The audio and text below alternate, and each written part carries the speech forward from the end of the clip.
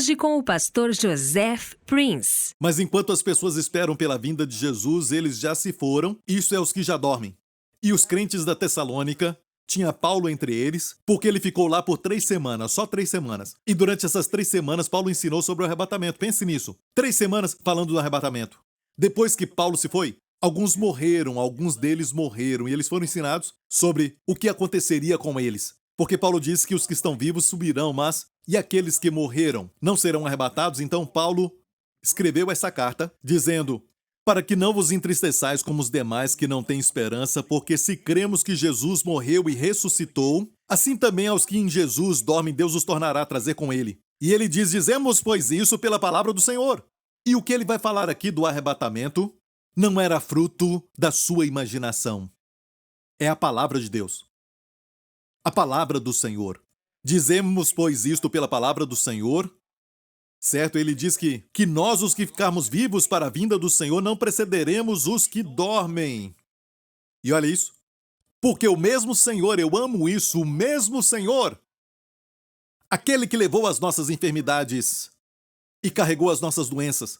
Amém? Porque o mesmo Senhor descerá do céu com alarido, e com a voz de arcanjo, e com a trombeta de Deus, e os que morreram em Cristo ressuscitarão primeiro. Depois nós, os que ficarmos vivos, seremos arrebatados juntamente com eles nas nuvens a encontrar o Senhor nos ares, e assim estaremos sempre com o Senhor. Portanto, consolai-vos uns aos outros com essas palavras. Então, o arrebatamento vai acontecer assim. O mundo não vai nem ver, porque vai ser num piscar de olhos. Vamos ouvir a voz e o mundo não. Eles só vão ver que desaparecemos. E por isso o mundo se prepara. Filmes como A Guerra dos Mundos. Filmes sobre extraterrestres. Viu como pessoas inteligentes creem em disco voador e não em Deus? Tem que ter fé, sabia? Porque olha bem, o diabo vai fazer muita coisa aparecer no céu. Jesus falou de sinais no céu para enganar até os escolhidos. Os judeus serão enganados. Ele falou disso. Então, igreja, escute bem isso. O arrebatamento vai acontecer tão rapidamente que só aqueles que são salvos vão se ligar a ele. Quando o imã passa na terra, todo tipo de objeto, borracha, plástico, não liga a ele, mas somente o metal. O metal representa os salvos, os que nasceram de novo. Certo? Vai passar? Puf, sobe. Amém? Olha, você pode ser um pequeno pedaço. Você pode ser um metal, sabe? Bonito como o pastor Mark que está aqui. Ele está bonito hoje, certo? Talvez você seja um pedaço de metal grande, um pedaço de metal amarelo, um pedaço de metal talvez da cor prata. Isso não importa, desde que você seja metal. Mas não seja imitação de plástico. Certo? Porque quando esse grande imã, amém, passar sobre nós, nós vamos subir. Está ouvindo, igreja? De fato, neste texto, 2 vezes, fala contra aqueles que dizem só aqueles que são fiéis vão subir. Certo dia, eu estava em um jantar com alguns amigos que nós convidamos e eles convidaram outros amigos, certo? E este outro amigo me fez essa pergunta. E ele é crente, certo? Ele disse: você crê que todo mundo vai ser arrebatado? Eu disse sim. Bem, eu creio que só aquele que é fiel. E eu disse: eu creio que você é um deles. Ele disse: sim. Eu disse: quão fiel é fiel? Até que ponto fiel é fiel? E você sabe muito bem até que ponto você é fiel para se declarar então fiel. Sabe então? Ele olhou para mim e disse: o que é isso? Certo? Deixe-me falar isso. Escute bem isso. Tessalonicenses é a mesma carta que Paulo, na verdade, escreveu para eles falando que alguns deles estavam vivendo uma vida desordenada, eram preguiçosos, não trabalhavam. Se alguém não trabalha, não deve comer, ele disse. Alguns deles eram preguiçosos. E ainda ele disse isso. Vamos ler isso. Vamos voltar só um pouquinho. Quem se qualifica, dizemos, pois isto pela palavra do Senhor, que nós os que ficarmos vivos, você só precisa estar vivo. Não diz aqueles que são vencedores, aqueles que são devotos. Na verdade, esse ensinamento é muito soberbo. E eles até se incluem, que eles vão subir e o resto não vai, porque não são fiéis. E não fique olhando para as 10 virgens, porque as 10 virgens só aparecem em Mateus 25, está depois de Mateus 24, e Mateus 24 é o que eu falei agora, sobre os judeus. Ok? E as 10 virgens são as madrinhas, mas não a noiva. Não são? Acertei a bola em cheio. As 10 virgens que acompanham a noiva. Viu que a noiva não está lá? Já foi arrebatada. Está falando dos judeus. Olha, você se lembra? Homens como as madrinhas dificultam tudo para nós? Não ficamos felizes com elas porque na porta falam tem que fazer isso, tem que fazer aquilo, beber aquilo, aquele outro. Ah! Cadê a minha noiva? Sai do caminho, mulher! Dificultaram tudo, falavam para mim que eu tinha que fazer flexões.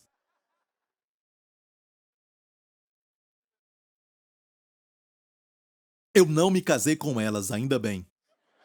Certo? Me casei com a minha noiva, mas isso é outro assunto para mais tarde. Olha, nós os que ficarmos vivos, olha.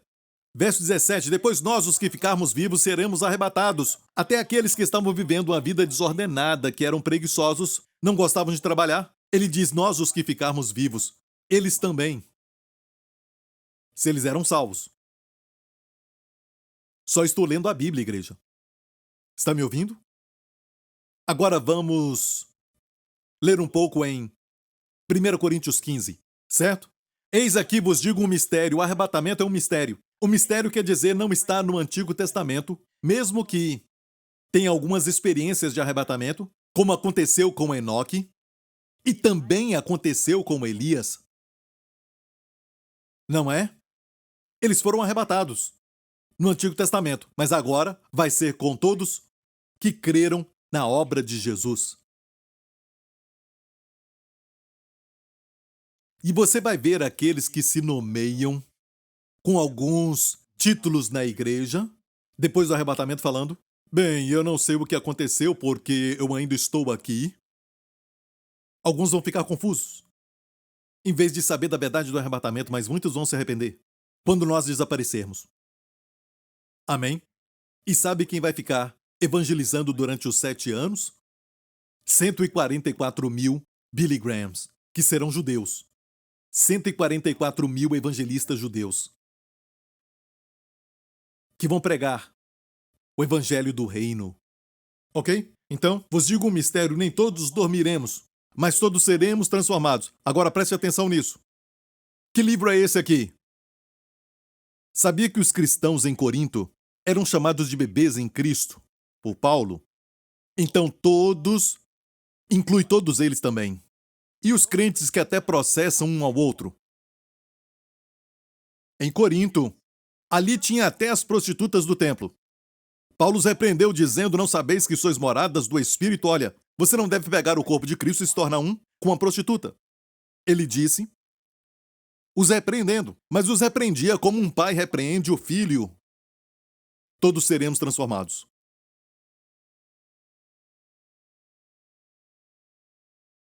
Amém? No momento, num abrir e fechar de olhos. Olha para mim. Já foi. Certo? Você piscou? Ah, você não entendeu. Olha bem. Ante a última trombeta. Porque a trombeta soará e os mortos ressuscitarão incorruptíveis. Imagina o seu corpo incorruptível. E nós seremos transformados, porque convém que isto que é corruptível se revista da incorruptibilidade. E que isto que é mortal se revista da imortalidade. Amém? Aleluia! E ele continua dizendo, quando isso que é corruptível se revestir da incorruptibilidade, você vai ter um corpo que vai ser incorruptível. Incorruptível, não vai mais envelhecer, não vai ter mais doenças, não vai ter espinhas, não vai ter rugas, não vai ter dente caindo, nem cabelo caindo e nada caindo no seu corpo.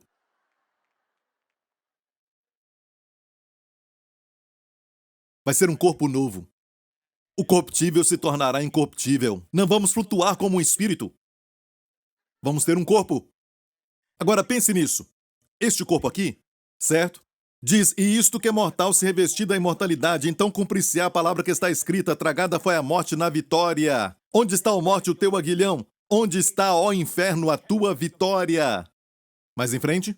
Ora, o aguilhão da morte é o pecado e a força do pecado é a lei, mas graças a Deus que nos dá vitória por nosso Senhor Jesus Cristo, no contexto geral. Sobre o pecado e a morte, Deus nos dá a vitória.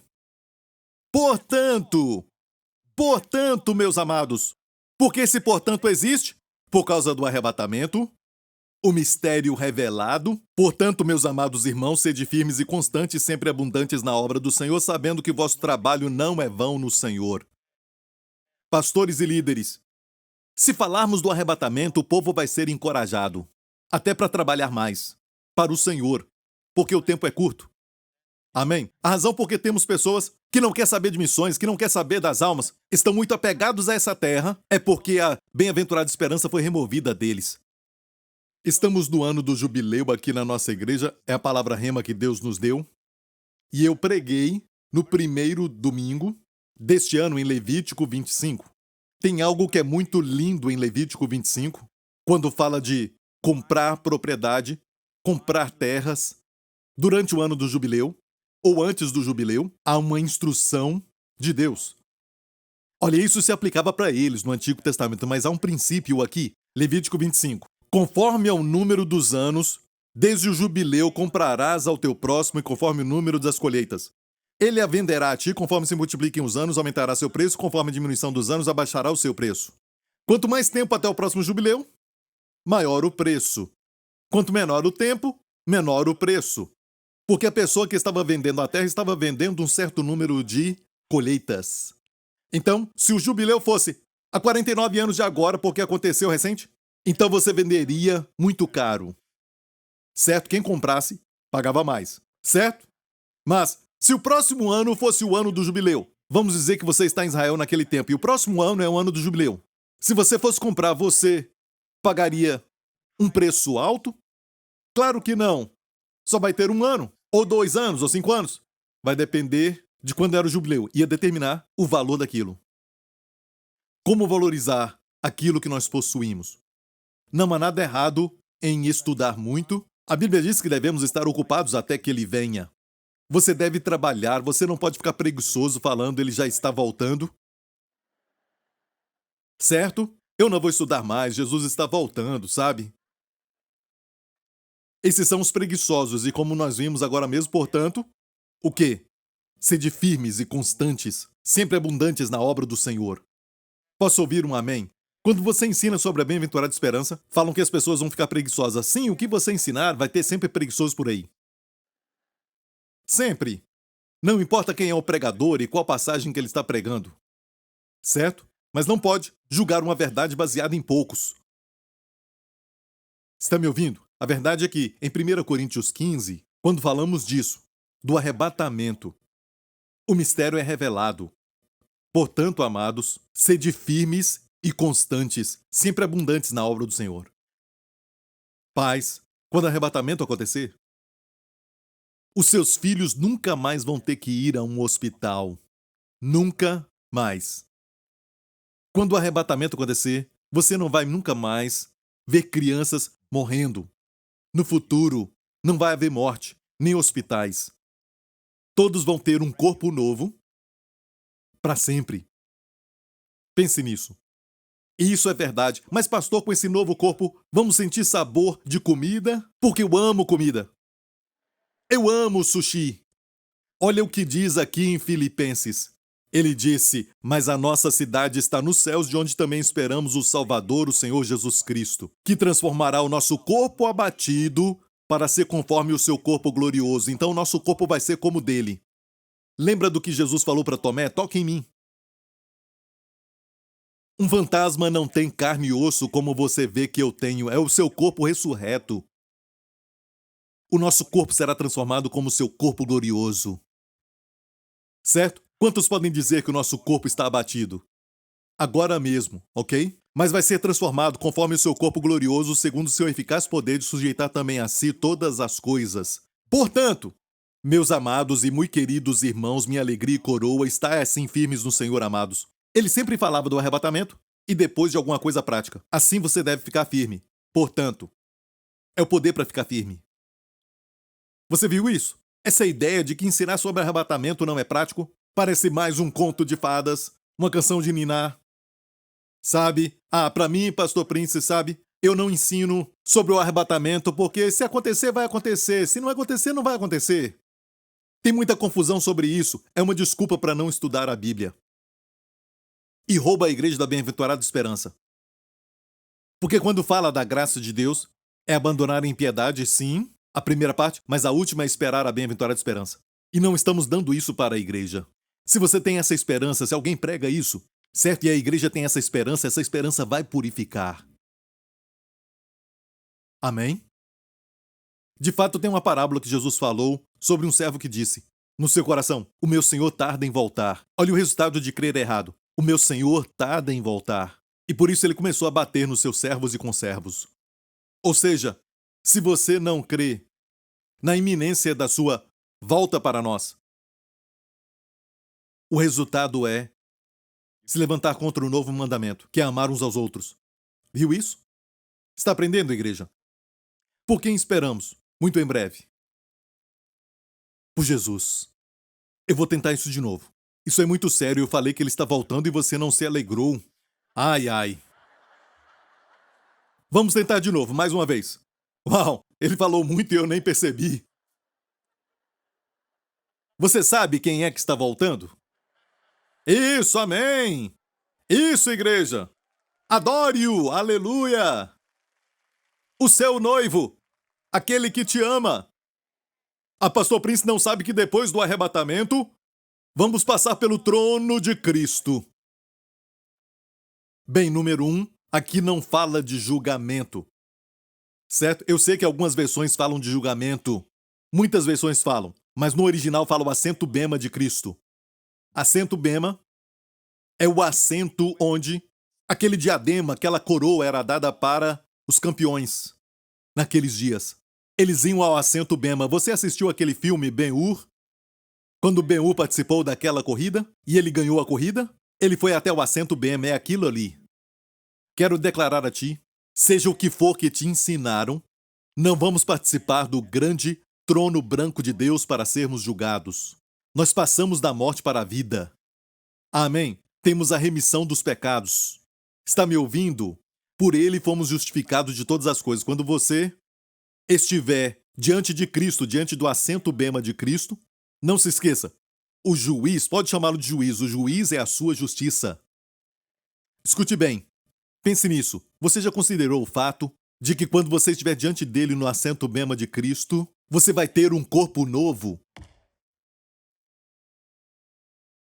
E ele vai falar para você ir para o inferno? É lógico que não. Esta declaração que algumas pessoas falam é contra a mensagem da graça, contra o evangelho da graça, porque não creem que foram perdoados. Amém? Não há mais ira no nosso futuro. E creem que ensinar isso vai trazer libertinagem, quando na verdade traz santidade, como já falamos. Falar da bem-aventurada esperança não vai fazer a pessoa preguiçosa, mas abundante na obra do Senhor. Pessoas puras, zelosas de boas obras. E eu me alegro de ser dessa igreja. E me alegro muito por isso. Ouvindo essas verdades, amém? Estou pregando a Bíblia? Responda, estou pregando a Bíblia? Vamos terminar agora. Aleluia! E olha, não deixeis de congregar quanto mais vezes que o dia se aproxima, e me alegro que você veio. Porque Hebreus diz isso, que não devemos deixar de nos congregar, quanto mais quando vermos que o dia se aproxima. Como no jubileu, esse jubileu final que está se aproximando. Amém? Vamos conquistar aqui na terra, sim, vamos trabalhar, vamos estudar muito se você é um estudante, e vamos também nos envolver no alcance da comunidade, certo? Vamos ser uma bênção para todos, amém? Mas se lembre disso, não se apegue muito. Ele está vindo. Amém? A chave para ter um coração tranquilo, como em João 14, não se turbe o vosso coração, porque ele disse assim, eu virei de novo e vos levarei para mim mesmo. Posso ouvir um amém? O noivo está vindo. Eu disse o noivo está vindo para sua noiva. E vamos ver o último capítulo do livro do Apocalipse para terminar. E diz assim, preste atenção porque este é o último capítulo de toda a Bíblia. Eu, Jesus, enviei o meu anjo para vos testificar estas coisas nas igrejas. Eu sou a raiz e a geração de Davi. O que você vê aqui? A raiz é aquilo que produz sua divindade. Ele produziu Davi, certo? E eu sou a geração de Davi, eu vim de Davi, ou seja, sua humanidade. Ele é Deus e também ele é homem. 100% homem, 100% Deus. A resplandecente estrela da manhã. Para a igreja, ele é a resplandecente estrela da manhã. Este é o último capítulo do Novo Testamento. Mas o último capítulo do Antigo Testamento é o livro de Malaquias. E o último capítulo de todo o Antigo Testamento diz assim: mas para vós os que temeis o meu nome, nascerá o sol da justiça e cura trará nas suas asas. Então escute bem. Para a igreja, ele é a resplandecente estrela da manhã. Para Israel, ele se apresenta como o sol. Quem nasce primeiro no dia? A estrela da manhã ou o sol? Quem vem primeiro? Ah, você não sabe? É a estrela da manhã, certo? De fato, ela aparece muito cedo, às 4 da manhã, ou 5 da manhã, já dá para ver. Alguns creem que é Vênus, certo? Mas é a estrela da manhã, a resplandecente estrela da manhã. Jesus disse: eu sou a estrela da manhã. Quando o mundo estiver em trevas, se prepare. Eu virei. Amém? O mundo está em trevas agora. Olha, ele virá para a igreja primeiro. E depois, certo? Quando se torna ensolarado, ele vai lidar com Israel de novo. E para Israel ele virá como o sol. Ok? Voltando para o Apocalipse no último capítulo da Bíblia.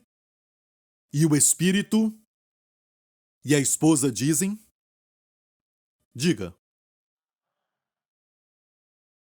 Como aconteceu com Rebeca. Você se lembra daquele servo que a levou pelo deserto, por dias e noites no deserto, com todas as suas servas a acompanhando?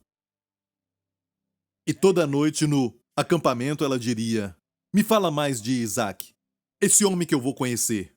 Ele diria: bem, é o filho que o pai ama muito. E o pai deu tudo para ele.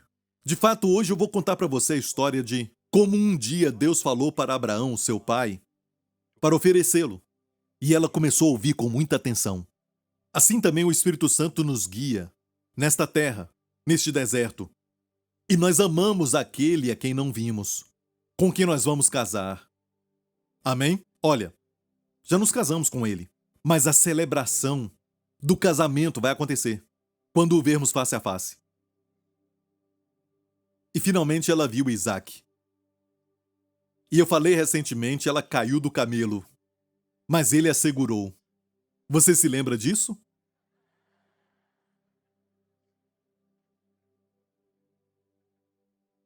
Oh, minha amada. Oh, minha amada. Ele vai nos tirar daqui, o noivo está vindo. E Deus está esperando. 3 vezes ele disse: cedo venho, estou vindo. Eu venho sem demora. 3 vezes no último capítulo. Ele realmente quer que saibamos disso. Ele nos deseja, você o deseja? Nós não temos somente o conhecimento da Bíblia na cabeça, mas o coração cheio de amor e paixão pelo Senhor, porque Ele nos amou primeiro. Amém? E Ele está ouvindo o Espírito e a esposa. Quando o Espírito Santo e a esposa disserem: vem. Alguns não podem dizer vem porque o coração está preso. Pensamos que o jubileu está tão longe e valorizamos tanto as coisas nessa vida e não falamos: vem, Senhor Jesus. Mas para nós que somos a esposa, queremos contemplar a sua glória. E falamos: vem, Jesus. Todo sofrimento vai acabar. Para você e para toda a sua família. Não vai ter mais choro, não vai ter mais lágrimas, nem mais pranto, nem mais dor. Por quanto tempo? Isso é muito tempo. Ele espera o Espírito e a noiva dizerem: vem. Amém?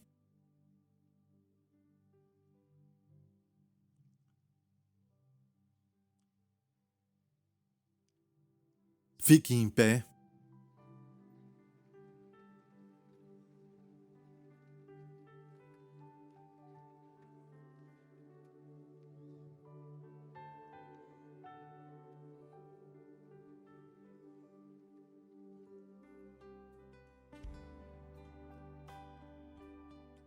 Se você nunca aceitou a Jesus como Senhor e Salvador, Ele morreu na cruz pelos seus pecados antes de você o conhecer.